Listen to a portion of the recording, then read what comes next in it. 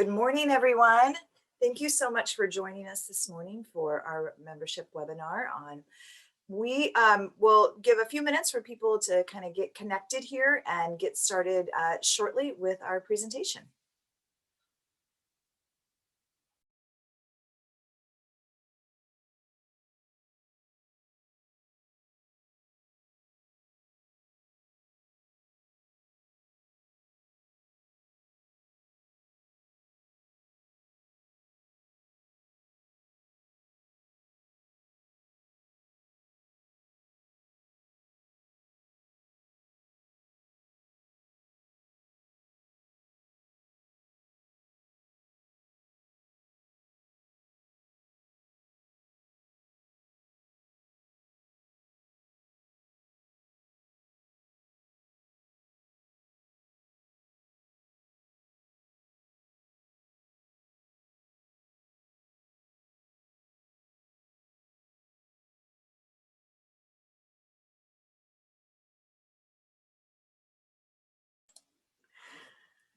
All right, welcome to everybody logging on this beautiful Red Friday here in Kansas City. Kind of an exciting day, but we'll wait about another minute or so before we get moving with our webinar, just to make sure everybody is having an opportunity to get up, got their coffee ready and logging on.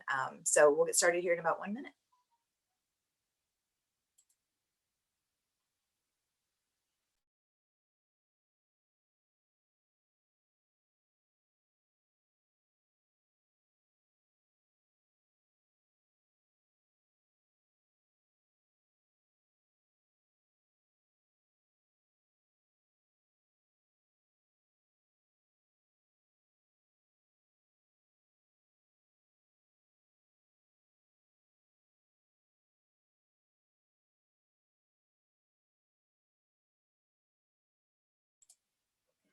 All right. Well, welcome everybody. Thank you for taking some time out of your Friday morning to join us here for our Shawnee Chamber of Commerce Small Business presentation. We are excited to be heading into this great weekend, celebrating our chiefs. So hopefully everybody's dressed in red. I had to go find some red this morning to put on for all of you as well. So I want to, before we jump into our webinar, take a moment just to acknowledge our Investor Guild for 2021. As you all know, we just simply can't do the work that we do at the Chamber without the financial investment of our Investor Guild. So thank you so much to our Platinum Investor Guild for 2021, and that is Advent Health, the American Family Insurance Agencies of Brian Rapp, Brad Henry, Williamson and Associates, Michelle Herford and Associates, Kyle Zeller and Michelle Underwood, the Central Bank of the Midwest, the City of Shawnee, Elanco, Waste Management, and also a thank you to our Investor Guild members, Amos Family Funeral Home, Complete Construction Service, Country Club Bank, Evergy, GBA, Overland Park Regional Medical Center, Shawnee Mission Ford, and of course the Zarda Rickey Development Corporation. We appreciate all of their continued support throughout the entire year. And now I want to turn it over to our speaker today. John Addessi has joined us from the Kansas Small Business Development Center. And he's going to speak with us today about kind of surviving and thriving from this pandemic and things that we can all do to be positioning ourselves for the year ahead. As small businesses, the pandemic certainly has impacted us in a variety of different ways. So I am excited to talk with John today. As always, if you have questions or comments, please put them in the Q&A or the chat, and we will kind of work through this. And John, do you want to hold questions until the end, or are you okay if we interrupt? I don't want to interrupt your flow if you're... No, I don't have a flow, don't worry. Interrupt at will, that's fine. Okay, wonderful. And as a matter of fact, you know what? I have a meeting with my boss at 9 o'clock. So this is one of those where we do not have a hard stop. If you have a question, ask it. If I have to stay on right through the time I allotted for my boss, well, it's just going to have to happen. Yeah, understand. Questions are important. All right. Well, John, thank you so much for taking time out of your busy schedule to join us today and meet with some of our members. And so I will turn it over to you.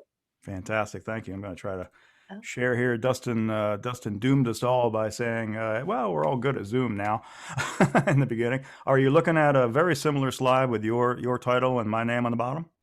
I am. Yep. Oh, fantastic. Good. All right. That's Yep. good news. We're So thank rolling. you. Thank you for having me. I was talking to Ann before this thing, and I mean, we're financial analysts if we boil this down to our very basics. So this is like being on the cover of the Rolling Stone for us. This is a good day. We appreciate this, and just trying to get the word out on some things. And there's good news. There's bad news. I have a slide where I say there's no silver bullet, but there is actually one within that I would definitely want to talk to you all about. But let's see. This is I call it our obligatory NASCAR slide, because we do have a bunch of stakeholders in the SBA, of course, and our national association. The college is my employer, and they're a wonderful employer. And the Kansas Department of Commerce, they don't have to kick into this program, but they choose to. They chose to, even when Kansas was really broke, because they get back about $40 for every dollar they put in. And it's not because of us, it's because of y'all. I mean, when you think about small businesses and the amount of just sales tax that you generate, or payroll that's out there, and we don't even get into a multiplier kind of thing where we talk about, well, if Ann pays Dustin and Dustin goes out and buys food or whatever, and then the people that work at the restaurant go out and buy whatever. We don't even talk about that kind of multiplier kind of thing. Just straight sales tax and payroll taxes. It's $40 for every dollar put in. So we got to give it up to small businesses. You are 2/3 of the net new jobs in America, and we need you. We need you. We need you there, and we need you back. So our job is just to help them start up and grow. I got to be honest with you. We're kind of known for startups, and really we spend about 80% of our time with existing businesses because they are the job creator. We still work with startups. They're fun. We're always going to, but really, truly 80% of our time is spent with existing businesses. And we're trying to get them to expand. We're trying to get them to, we're trying to get them to think about exit planning in a way. Baby boomer businesses represent $10 trillion of capital that's going to be transferring in the next 5 to 10 years. You always hear about these sea shifts in America, and trends, and baby boomers and millennials. Well, this is one. Holy cow! This baby boomer business thing, which is not easy to say, by the way, is really huge, and you're going to see a major trend moving forward. So we have folks that work on that. Jack Harwell, value opportunity profile, international trade, as I do. My colleague Stephanie Willis, sorry, she got married. So our job is just to help you grow, and our services are free. Our advising is free. We do some training, be a nominal fee for training, but the one-on-one stuff's absolutely free. So I was giving kudos to Dustin and Marlene and Ann because, oh my gosh, as I was reading the web and my email and stuff, y'all got this thing out everywhere. People were coming at me from every single direction. And then I put it out inadvertently on the web because this presentation ended up being completely lost in the bowels of my computer. I got all involved, and I got about 15 slides into this thing. And, something shiny walked by, or a squirrel or something like that. My computer decided to restart, and poof, it was gone. And I was, no problem. I open up PowerPoint. It's going to say, recent PowerPoints. No, I had never saved it or named it. And it dumped it so far into my computer that I had to learn how to find it and how to rename it. So yeah, that was my Facebook post about that. They were glorious slides. That's not the point. Just shut up. All right. So, and I also realized that someone's going to chime in on the chat and say, okay, when do the glorious slides start, John? So there's a couple of them in there, I promise. Let's talk about impact. And sorry to segue from a funny slide to a not so funny slide, but there has obviously been an impact from COVID-19 and the pandemic on businesses. You see this graph, and this was pretty recent. This was, I believe, December. And I'm sorry, the camera's here and my screen's over there, so I'm kind of looking sideways at you sometimes. But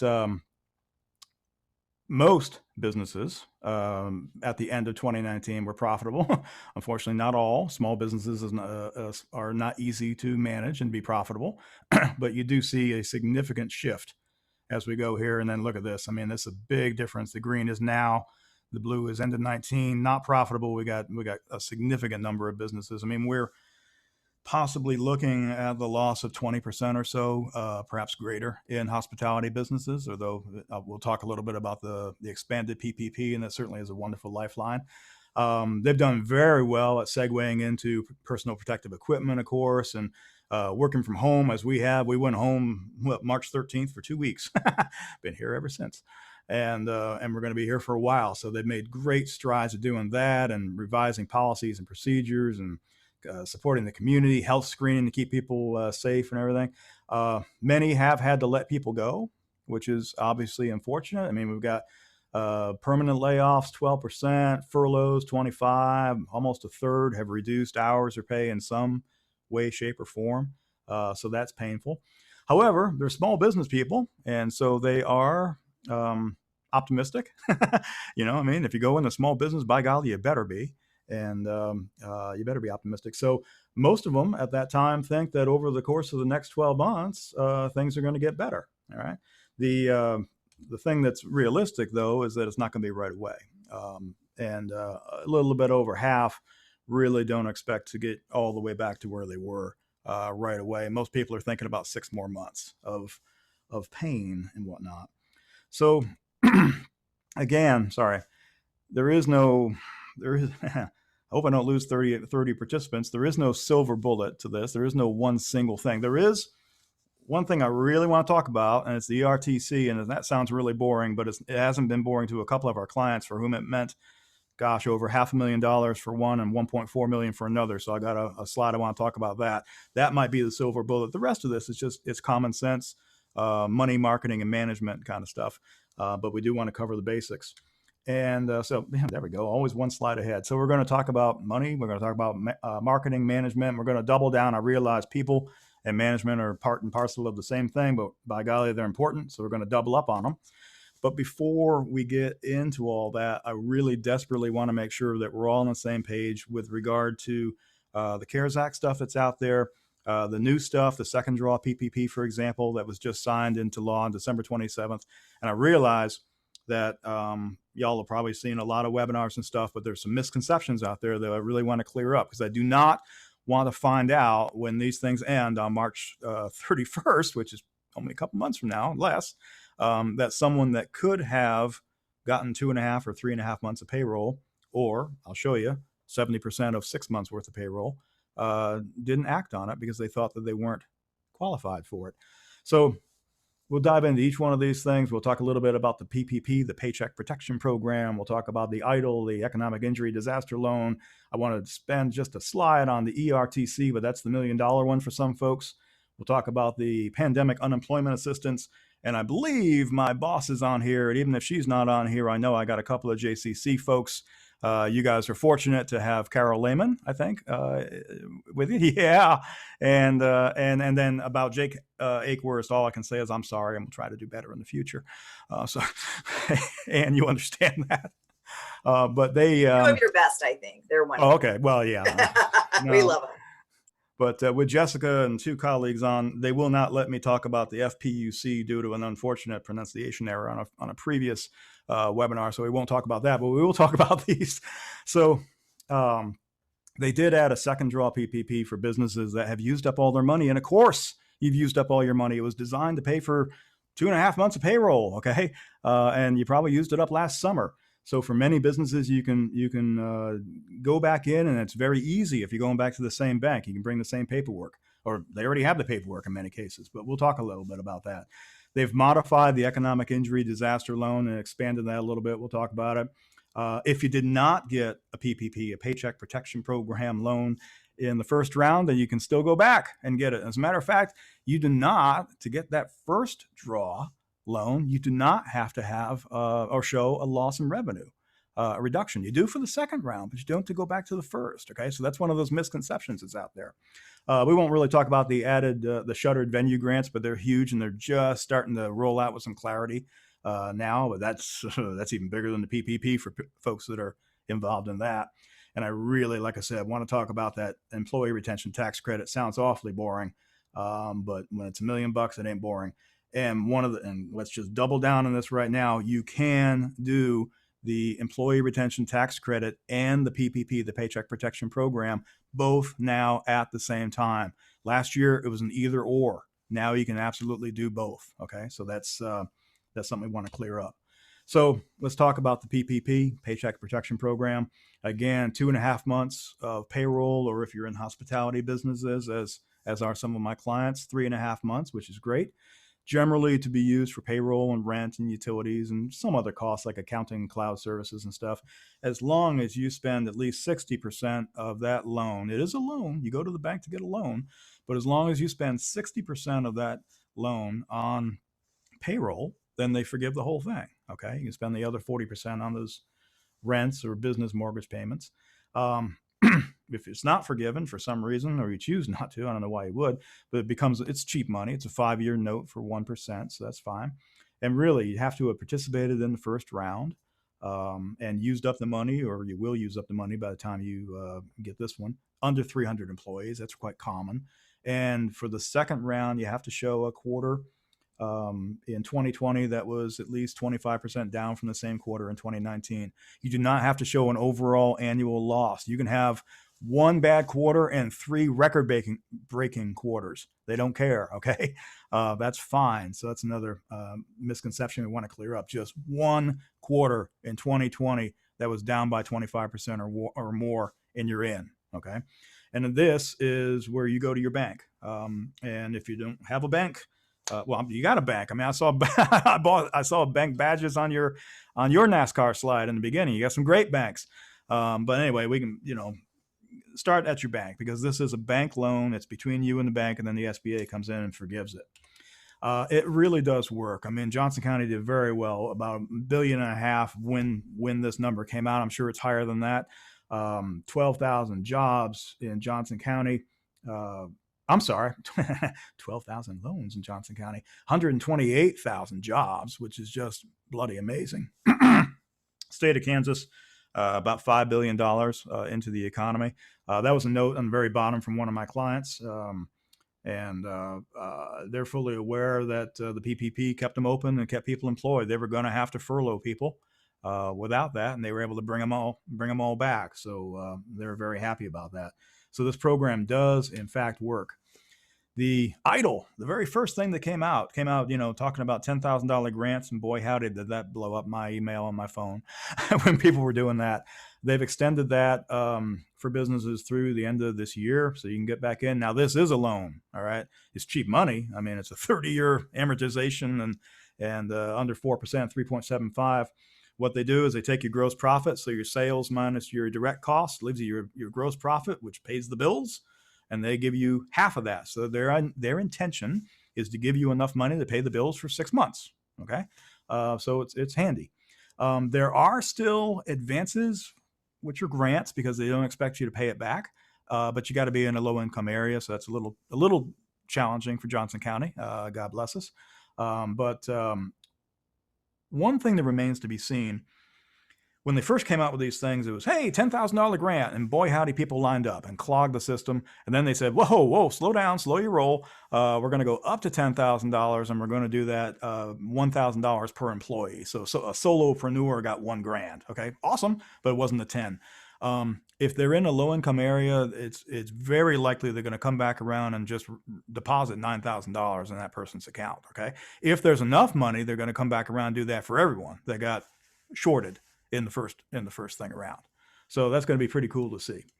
And then this is the one I definitely need to talk about. And again, it sounds awfully boring, and it's very confusing in the way that they marketed it, but it can be enormous, okay, for an employer. And we're talking employers under 500 employees. So that really covers a lot of folks. It's the Employee Retention Tax Credit.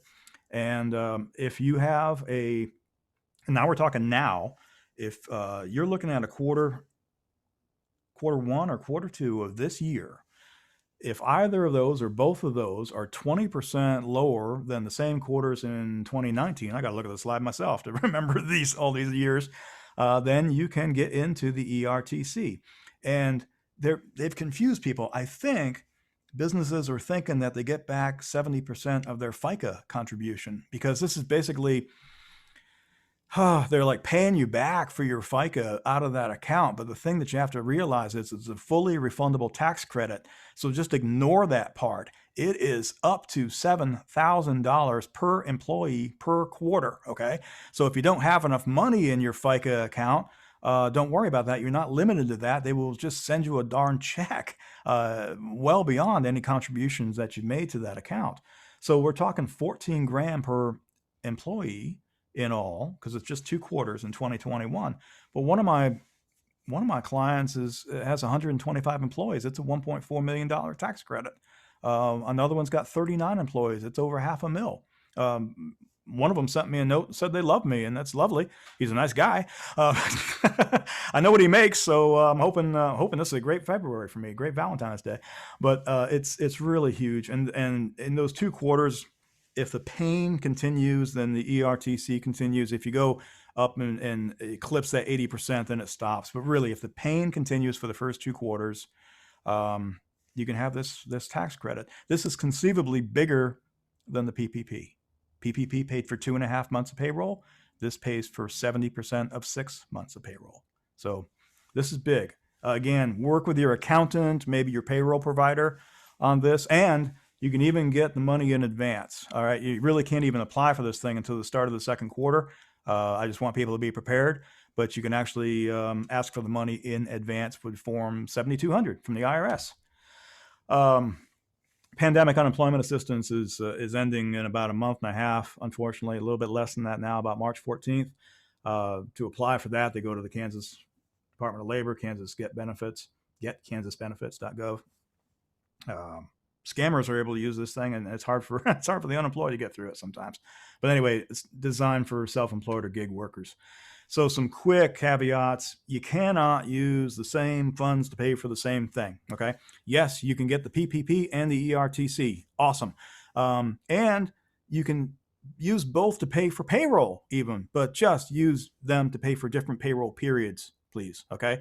You can never, ever use 2 different funds to pay for the same thing. And remember, good golly, there were city grants out there. There were county grants through ECJC. God bless them. They did wonderful work.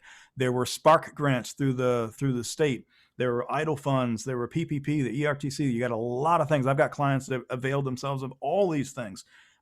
We are right now surveying our clients, and our clients tapped $20 million in this aid so far. And that's with 20% responding to our survey so far.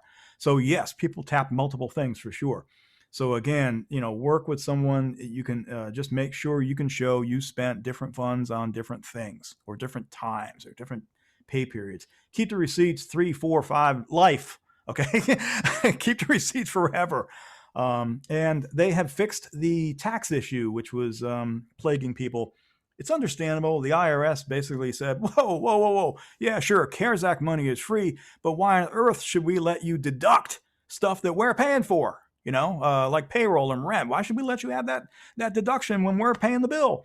And Congress said, well, that's not really in the spirit of the law. The spirit of the law was to be tax-free. So they came back and fixed that on the December 27 bill that was signed in early January. So that money is, again, allowed to be deducted. Any expenses that are paid for under this CARES Act stuff, you can still deduct.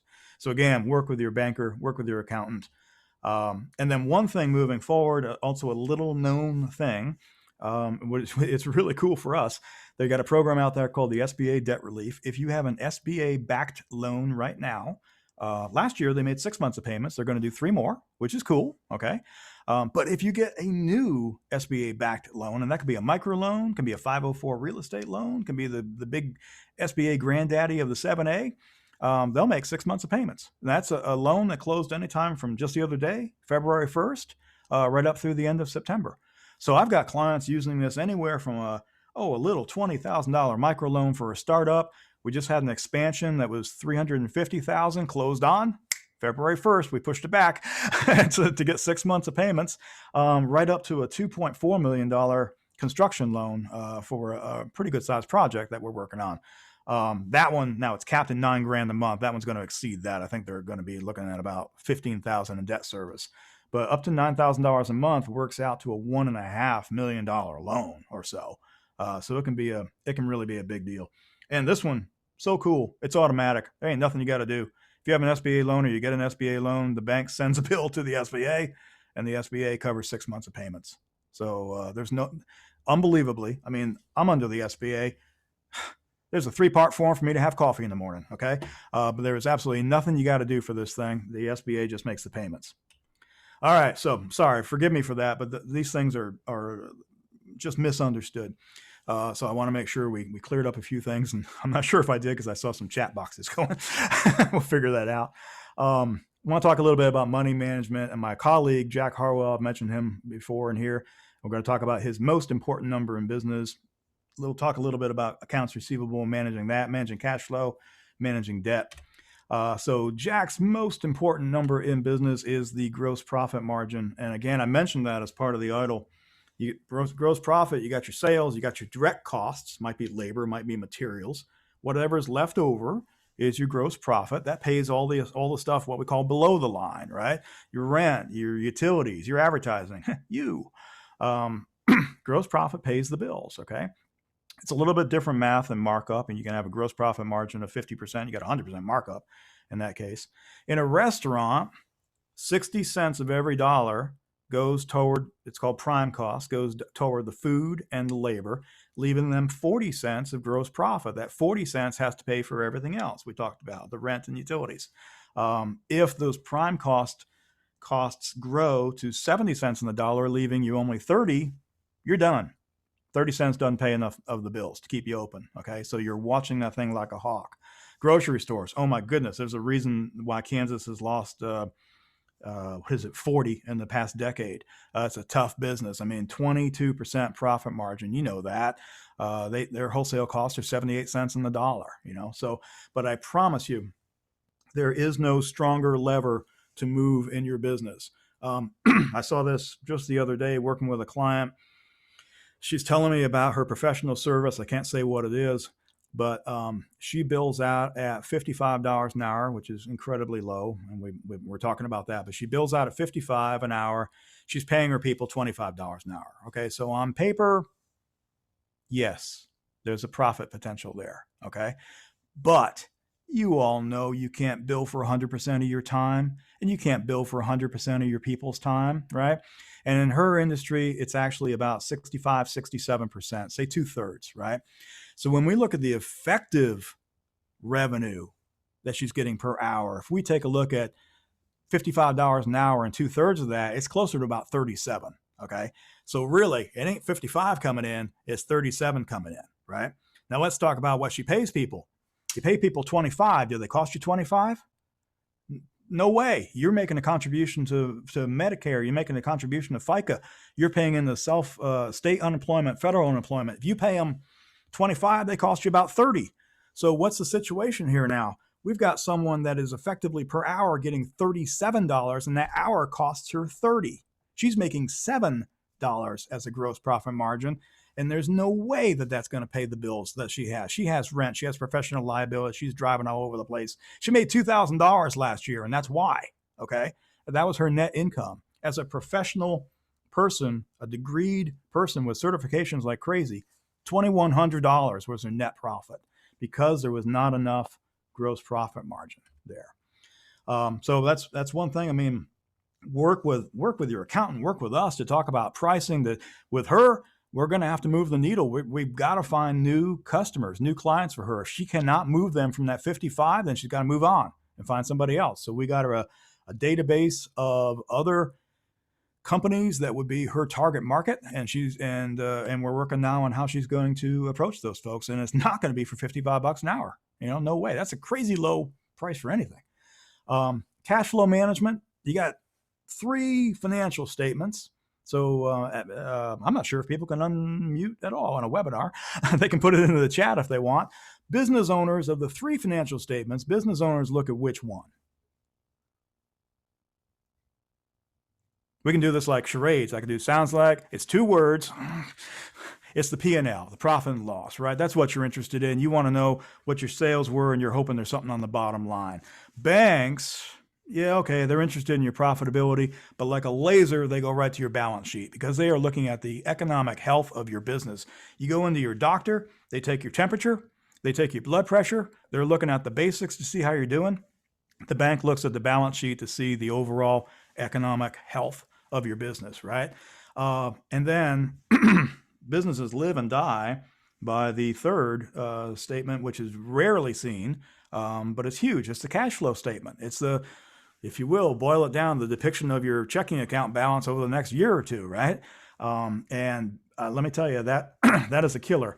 This is from score.org, and it is the biggest reason that small businesses fail. It's cash flow. And they kind of misstated that bottom line there, excuse me, in yellow, where it says 82% of small businesses fail due to cash flow problems. They don't mean that 82% of businesses fail. Okay. Someone has to work on their syntax a little bit. But what they mean is, of those that fail, overwhelmingly it's because of cash flow. They were probably profitable, making a profit at that time, but the money was not there when they needed. Very frequently, it was tied up in inventory. We'll talk about that. It was tied up in accounts receivable. There's seasonality issues. They just weren't able to pay the bills, even though on paper they were making a profit. And you know this, you feel this. You're going to your accountants right now or over the next month or so, and your accountant says, well, Ann, hey, you made 60 grand last year in your small business. And you're like, well, why don't I have it? You know what I mean? If you're telling me I made 60 grand, I sure as heck didn't see $5,000 a month. So I'd like to know where it is. It might be in inventory. It might be in accounts receivable. Cash flow is the biggest reason that things go out. There are several cash killers. There's at least 4.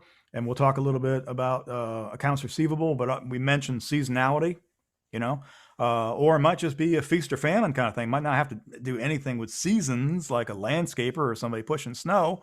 But you just might have a feast or famine business model, Inventory or really big capital equipment chews up cash. It's just like, man, people, we'll see clients have a whole bunch of inventory on the shelf, or they'll have a big honking piece of equipment, a big bulldozer that they just love. But when that thing is not doing, if the inventory isn't moving or the bulldozer isn't out there being built, it's just like having an employee sit on their butt doing nothing. Okay. And you wouldn't allow that, but they allow inventory and capital equipment to sit on its derriere and do nothing. And then the last one there, explosive growth, is a little counterintuitive. You're like, well, I thought sales cured all ills, John. But in our startup classes, we talk about this, and I think we found a way to kind of convey it. Say you've got you got a janitorial business, and you've been out there for a little bit, and you get a government gig to do janitorial services or landscaping services, say on Fort Leavenworth. Awesome. $2 million, $2.5 million contract for the year. We are popping champagne corks, right? That's a good day, right? We're celebrating with the family that night.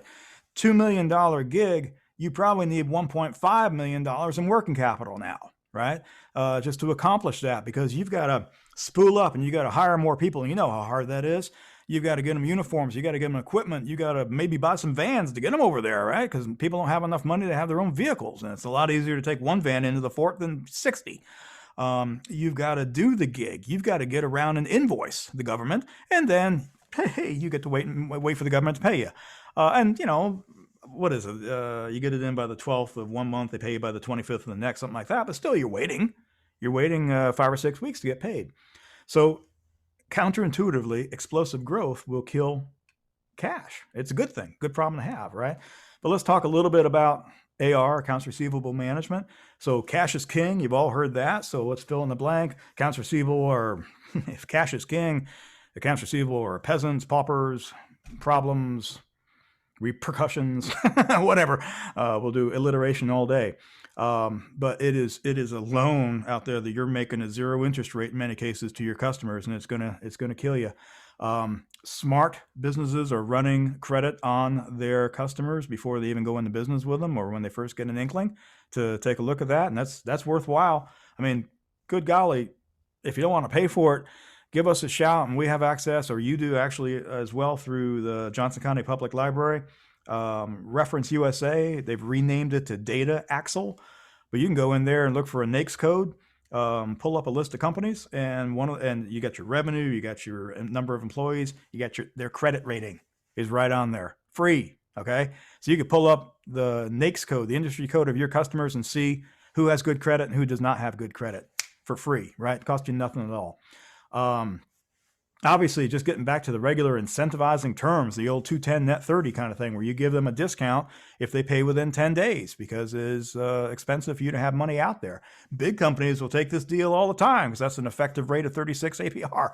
So they do really well. Simple things like just invoicing through QuickBooks, invoicing electronically, right? Timing of the invoicing. You know how it is. I mean, it's the 5th, right?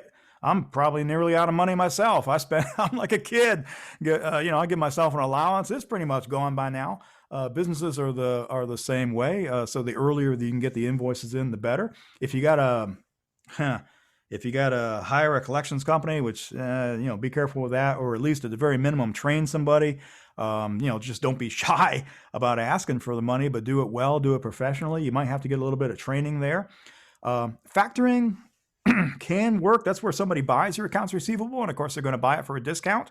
So they're going to buy your best customers anyway, and you got to make sure that they're not hounding them and not ruining that relationship that you build over many years.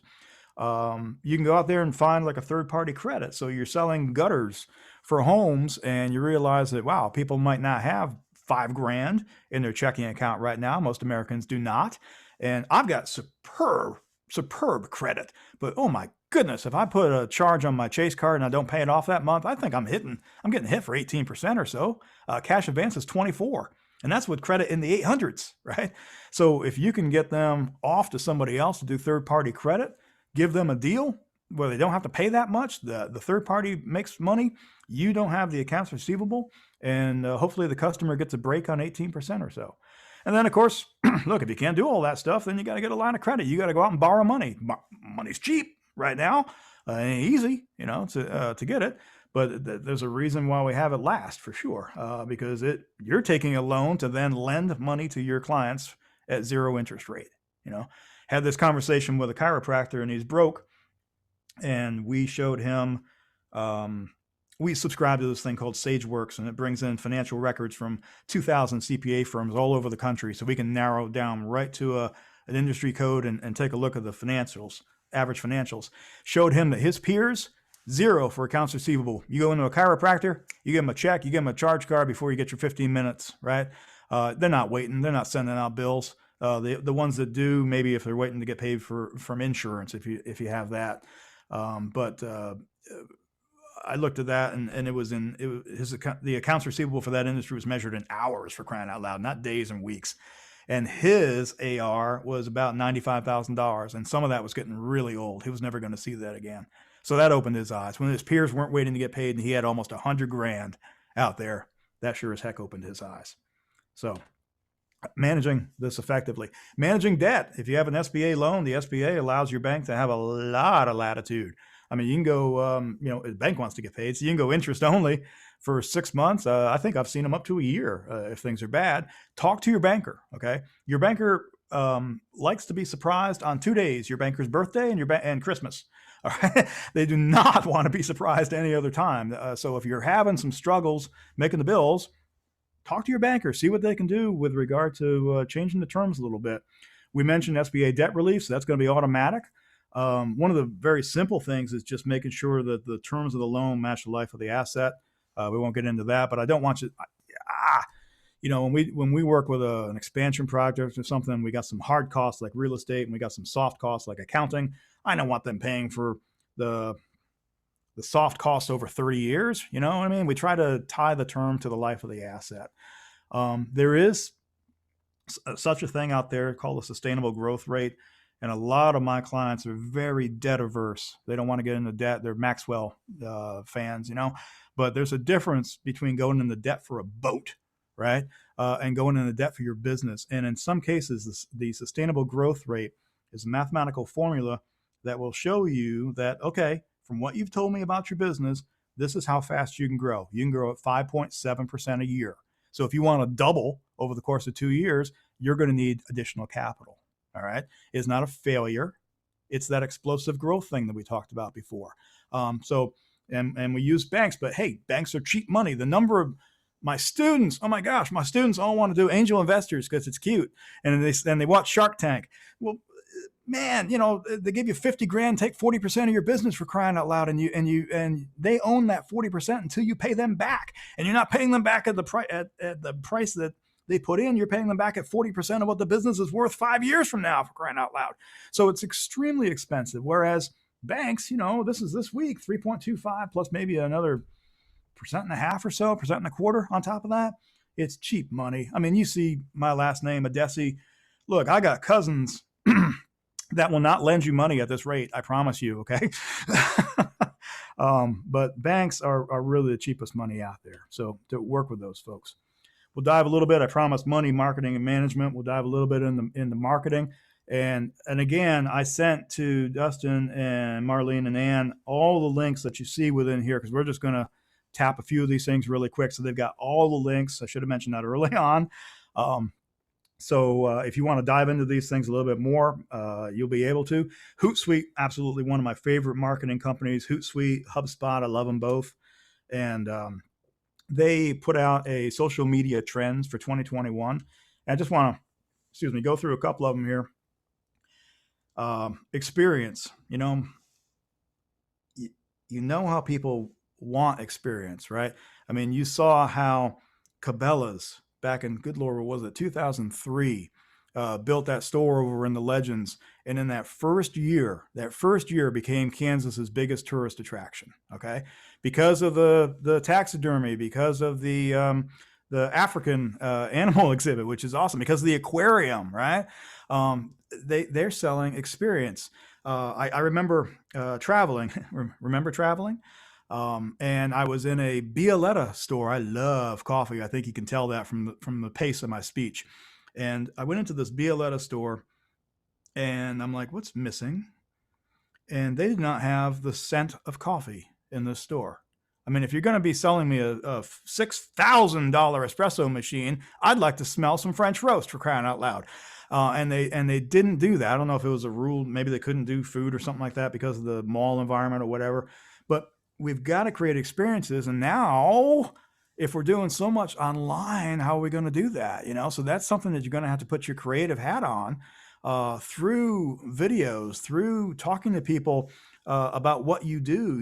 I remember having a conversation with a chocolatier client, and so online people can't smell the cocoa, they can't smell the chocolate. But I said, look, a lot of people out there are foodies. We got a lot of foodies in Johnson County, and they want to know how to dip strawberries to give to their beloved on Valentine's Day. But you got to temper the chocolate. What the heck does that mean, right? No one knows what that means and how to do that. So put out a 60-second video on how to temper chocolate, right? And first of all, they'll see that, and it'll be a good marketing touch. Second of all, they'll be like, well, that sounds hard. Why not just buy them from that person? So it could actually lead to actual sales. But you're going to have to figure out some way to create that experience again online. It's not easy, but it's got to happen. And then, the title of this slide is Like a Cocktail Party. Back when we could do those as well, like travel, you didn't go to a cocktail party, see two people talking, barge right in and start yapping, right? With those two people. You kind of sidled up to them a little bit. You smiled. You listened to what they were talking about. When you had something helpful, substantive, funny to say, sarcastic in my way, then you entered the conversation. And I want you to do the same thing on social. Listen, kind of take people's temperature, learn from what's going on, and then dive in. Okay. And again, we're just touching on a couple of highlight trends. But this Hootsuite report, you're going to get the full link. And they really know their stuff, and they'll give you great examples about all this stuff. Boomers, okay? I'm a boomer. I was born in 1964, right at the very end of the thing. And a lot of what you hear in terms of marketing is how millennials are driving the markets out there, and they certainly are. Tastes for my restaurant clients and such. But baby boomers are still a thing, man. It's a huge group with huge buying power. And again, also $10 trillion in capital that they own through their businesses. So do not ignore them. All right. Do not jump ship completely from baby boomers to millennials, because you're missing out on a lot of buying power. So you're going to have to meet them where they are and talk about what they're into. I mentioned Jack Harwell, my colleague. I mean, the dude loves landscaping. I do not, okay? But if I was going to sell a jack, by golly, I'd be talking to him right now about when he should water his lawn and what kind of chemicals he should put on his lawn. No matter what I'm selling, I'm going to be meeting him where he is and talking to him about his hobbies and his interests. Connections. This one's not easy, okay? What Hootsuite's getting at here is that an effective marketing plan probably uses a CRM, customer relations management software, to really keep track of who you've been in contact with, what was the material of the contact, how did it go, what's the next step that the customer is likely looking for. On the web, we don't really have that. We get people that like us, okay? If we're lucky, we get people that engage with us. But what Hootsuite's trying to get at here is the really sophisticated companies are trying to figure out how to take people from social and enter them into their CRMs so that they can actually look to see if there is an impact, look to see that if Ann follows me 6 or 7 times on social, I need to act on that, okay? You know what I mean? I need to act on that just like if Ann was a hot lead in my CRM. So that's what they're getting at there. It's not easy. It's a little elusive, but I guess what we're getting at is you might have to be very sophisticated with the communication channel that's really coming up. 4 billion people on this planet are on social media. And so we're going to have to treat that like the advanced marketing channel that it is. We're going to have to put on our big boy marketing pants and really get sophisticated with the way we measure and the way we reach out. Now, this is very much millennials. Millennials want to see a better world, and they expect the companies and the brands with whom they interact, I'll actually use real English, to be building a better world. And so, yes, you got to be doing whatever it is that you do, but let's go right back to your mission statement. Why are you doing that? If you're doing it to make money, then it's going to come across that way, and you're not going to make money. Millennials aren't going to buy it from you. But if you're in business to fix something, if you're in business to improve the world or one little bit of the world, or people's health or people's enjoyment or whatever, their homes, then you got something. So again, they're looking at your mission.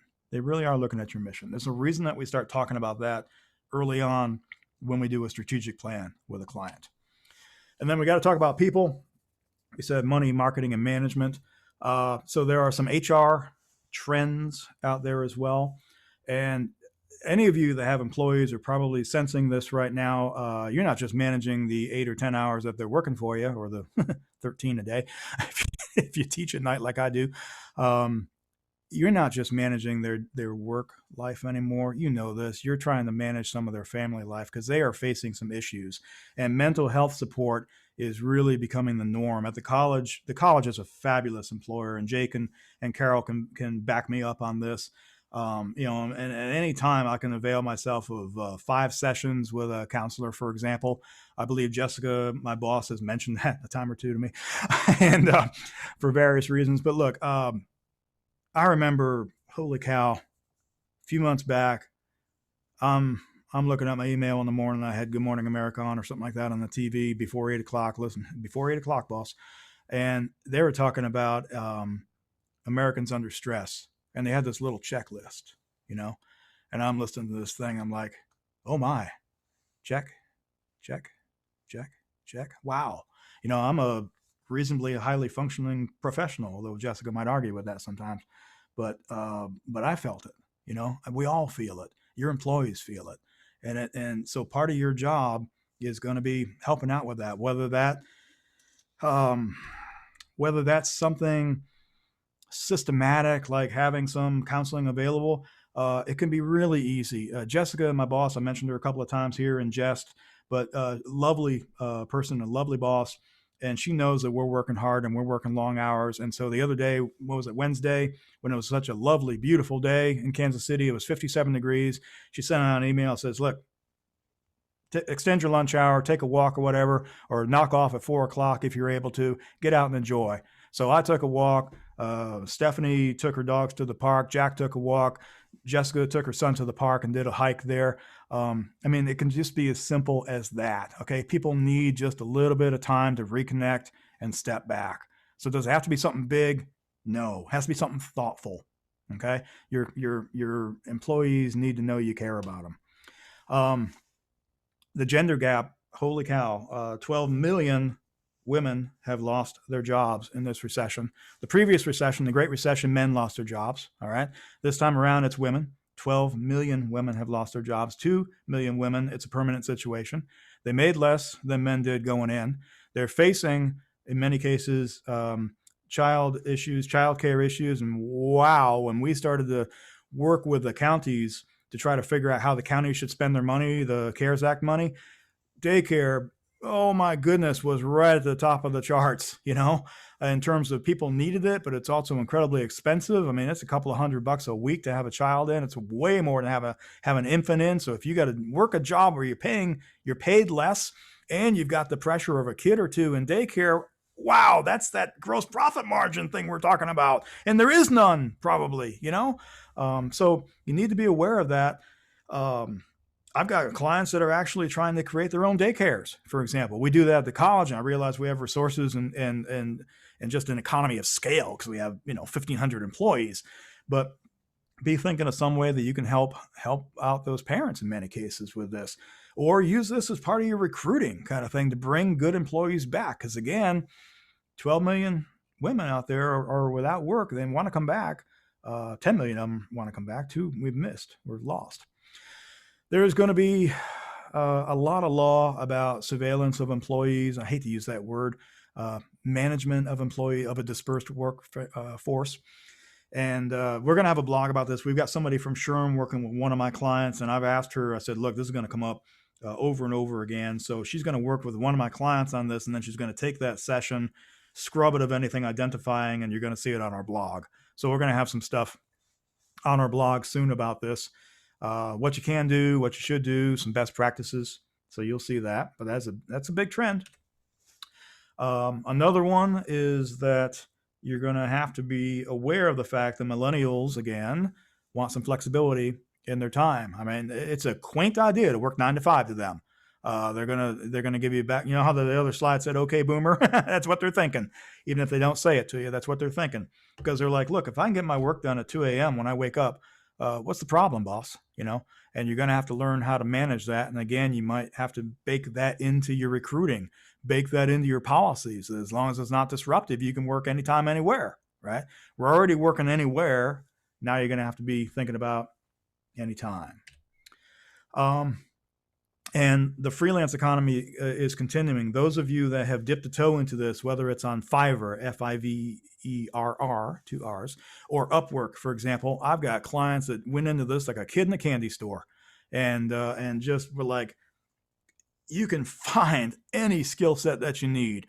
I had someone that had a particular e-commerce platform and was having some issues with Avalara sales tax software. We found a Fiverr person, hey, that knew both. And could actually, work with Shopify and Avalara to solve the sales tax issue. Sales tax is crazy. 29 states have banded together to tax interstate sales, and it is causing one heck of a mess in terms of e-commerce. So there was a professional out there that did that. One of my clients needed a patent drawing and couldn't draw. Well, we found plenty of people on Fiverr that can do patent drawing. So this freelance economy is wonderful. If you don't have the funds to bring people back in all the way, bring them in a la carte, as needed. And then these are from my boss. I asked her for her suggestions for some podcasts and some books. And again, I sent this list to you folks, you good folks, so you'll be getting this. And let me tell you, if Jessica can manage me, then she has a doctorate in management and HR. And so she's got some smarts, and she's a lifelong learner, which we have seen is indicative of success out there. And that's probably one of my last points, is to just be open and keep learning, because things are changing. We saw things about trends. We saw things about laws and compliance and just big ideas that are rolling down the pike. And then again, just looking ahead in terms of back to money, because if you boil us down, we're MBAs, we're cash flow wonks, and that's our main core bread and butter thing. Although we all have other focus points, but remember, the SBA debt relief is there. And so don't go into debt just because you're going to get 6 months of free payments. That's like, buying furniture because they're going to you don't have to make a payment till 2021. No, don't go into debt because of that. But if you're going to expand anyway, then start talking to your banker about using an SBA backed loan. Okay. Because 6 months of payments could be pretty significant. They've upped the guarantee to the banks to 90%. So Uncle Sam is your co-signer, and they waive the fees, because usually when you get an SBA loan, you pony up a couple of percent right up at the get-go, and that 2% or so pays for the loans that go belly up. Well, the SBA isn't hitting you for that anymore. It can mean thousands to you. And of course, I just want to readdress the fact that yes, you can have the Paycheck Protection Program and the Employee Retention Tax Credit at the same time. Use them to pay for different stuff or different pay periods, but you can have both. Okay. Whew, I made it with the 4 minutes that y'all asked me to save you for. That is my email address. That is our brandy new shiny website, jccsbdc.com. And that's where we're going to have the blog stuff. And I saw a few things flash. I'm going to take a breath. And I don't know if Ann or Dustin or Marlene, do we have a question or two that percolated to the top? Really just some comments on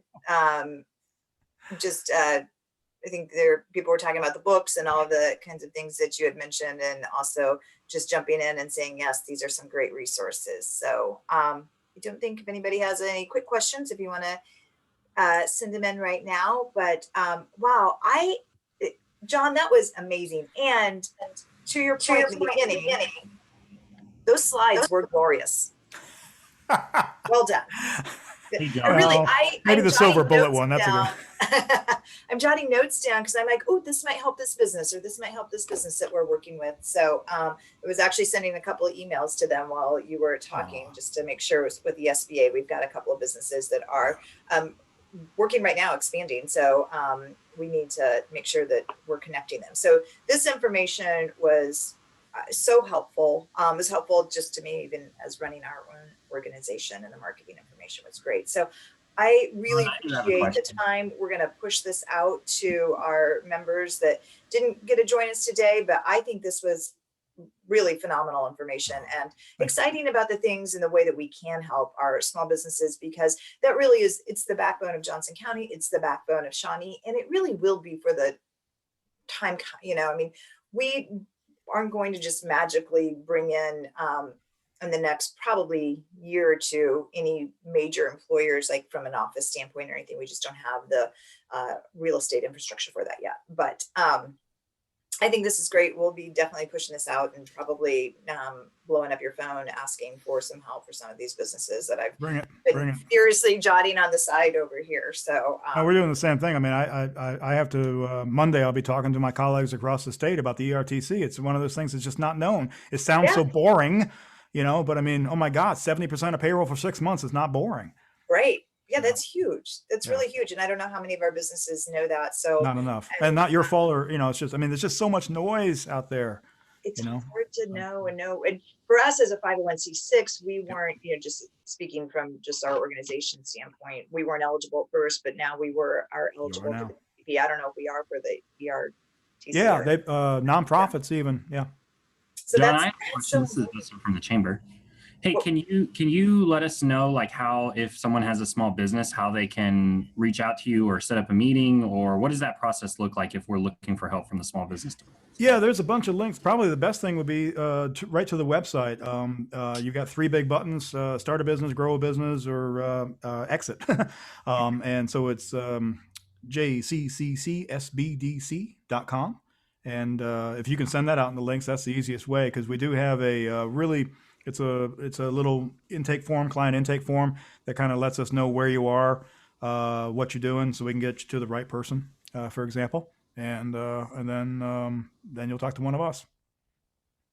Wonderful. Thank you again. I'm sure we'll be. No, thanks for having me. Yeah, absolutely. It was wonderful.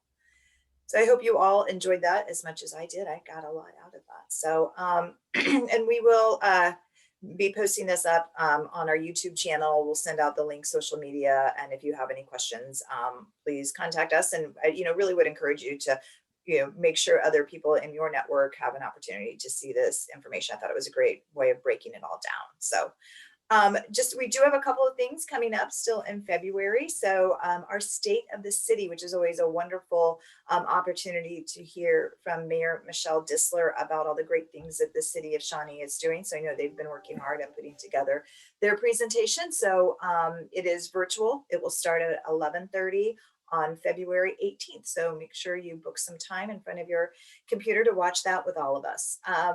Coming up on February 17th, we have our virtual AM Connect. So great way just to connect with a few of our Shawnee businesses. Encourage you to participate in that.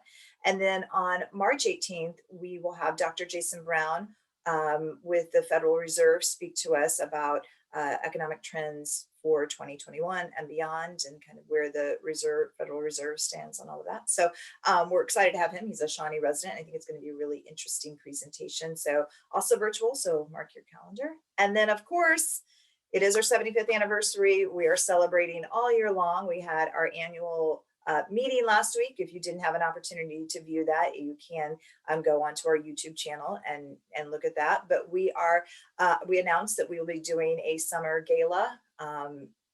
Hopefully with all the vaccines rolling out and all of that, we will be able to gather at Shawneetown 1929 to celebrate 75 years of the Shawnee Chamber. So you can secure your tickets now or your sponsorship. There is more information out on the website, and we will be pushing out more information over the next couple of months. But we are very excited about what we are planning, and hope that we can see a lot of faces there. So, and of course, no slide, nobody, nothing today would not be complete without a little Chiefs pride. So we hope to see them run it back on Sunday. So very exciting. Go Chiefs. Also, if you have not planned for your Super Bowl festivities for Sunday, Dustin did an awesome job of pulling together some really great things that our member businesses and businesses in Shawnee are offering for special Super Bowl deals, food, that kind of stuff. So be sure to check that out if your children like mine are saying, I want wings. No, actually, can we get fried chicken? I don't know, that was a request on my end. So it's all out there. Go check it out. Support one of our chamber members and wear your Chiefs pride. And thank you all for joining us today. Thanks so much, John. Appreciate your time. Thanks for having me. Have a great day. Stay well. Bye-bye.